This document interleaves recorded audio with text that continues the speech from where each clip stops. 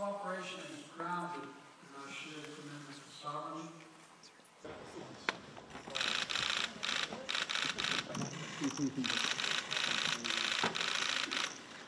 Launching a new initiative on disability rights. And I generally believe the world is safe practices.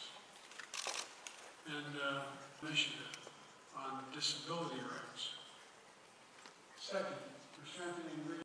Тура bir жыл мурда ушул трибунадан чыгып сүйлөп жатып, өткөн жылдын сентябрь айында кыргыз-тажик чек арасындагы куралдуу кагылышууларга байланыштуу болгон кайгылуу окуялар тууралуу жүрөгүм сыздап кабарлаган элем.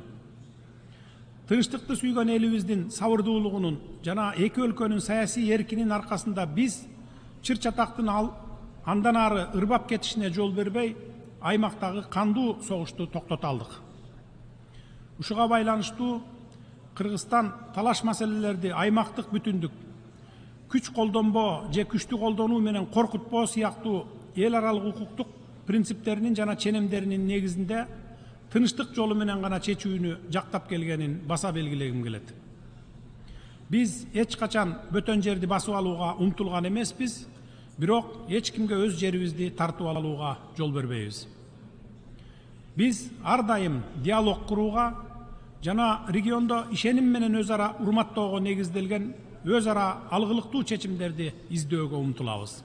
Урматтуу башкы катчы мырза, урматтуу төрага мырза, урматтуу делегация башчылары, айымдар жана мырзалар. Эң оболу Тринидад жана Тобагонун жогорку өкүлү, урматтуу Деннис Фрэнсис мырзаны Бириккен Улуттар Уюмунун Башкы Ассамблеясынын 78-ci сессиясынын төрагасы болуп шайланышы менен куттуктаймын. Бул жооптуу кызматта сизге ийгиликтерди жана жетишкендиктерди каалаймын. Төрагалык мезгилиңизде Кыргызстандын колдоосуна ишенсеңиз болот. Жигердүү ишмердиги жана Кыргызстандын эл аралык демилгелерине колдоо көрсөткөндүгү үчүн Бириккен Улуттар Уюмунун Башкы Ассамблеясынын өткөн 77-ci сессиясынын төрагасы Боордош Венгрия мамлекетинин өкүлү урматтуу Чаба Көреши мырзага ыраазычылык билдиремин. Урматтуу айымдар жана мырзалар, бүгүнкү күндө бүткүл аалам бурулуш учурунда турат. Биз баарыбыз дүйнөлүк тартиптин терс өзгөрүшүнө күбө болуп, ири державалардын жана алардын блокторунун ортосундагы геостратегиялык атаандаштыктын күчөшүн ачык айкын сезип турабыз. Геосаясий чыңалуу дүйнөнү регионалдык, субрегионалдык, финансылык, экономикалык блокторго жана тутумдарга бөлүп жарууга алып бара жатат. Ошондой эле ар кайсы өлкөлөрдүн өкмөттөрү экономикалык, технологиялык жана геосаясий тандоолорду жасоого аргасыз болору айдан ачык болуп турат. Дүйнөлүк масштабтагы соккулардын арасынан али жок болуп кете элек, миллиондогон адамдардын өмүрүн алган жана 12 триллион доллардан ашкан экономикалык жоготууларга себеп болгон коронавирус инфекциясынын жайылышын белгилегим келет. Инфляциянын эң жогорку деңгээли байкалып, азык-түлүктүн баасы дүйнө жүзү акыркы 60 жылдан бери көрө элек көрсөткүчкө чыкты. Геоэкономикалык фрагментация тобокелдиктери эл аралык валюта фондунун маалыматы боюнча дүйнөлүк ички дүң өнүмдүн 7%-га төмөндөшүнө алып келиши мүмкүн. Өлкөлөрдүн жана өлкөлөрдүн топторунун ортосундагы ишенимдин төмөндөшү кооптондурат.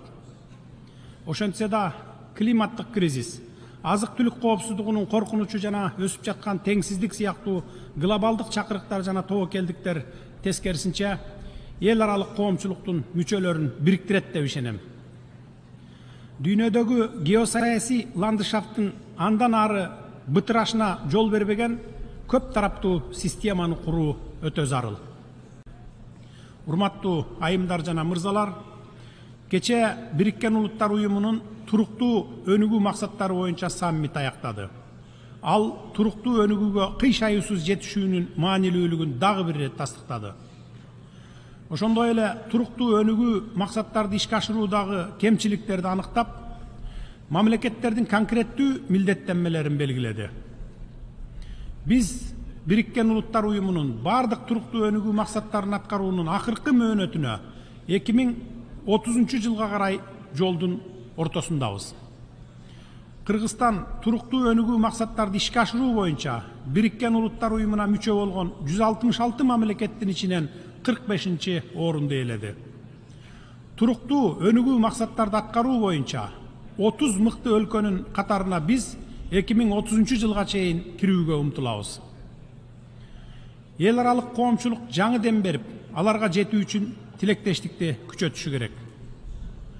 Биз сандарды, диаграммаларды, схемаларды жана башка экономикалык акылмандыктарды артынан кубалабашыбыз керек. Анткени 17 максаттын маңызы жана өзөгү болгон адам дагы жоголуп кетиши мүмкүн. 2030 жыл жакындап калды. Ошондуктан биз өзүбүзгө суроо беришибиз керек.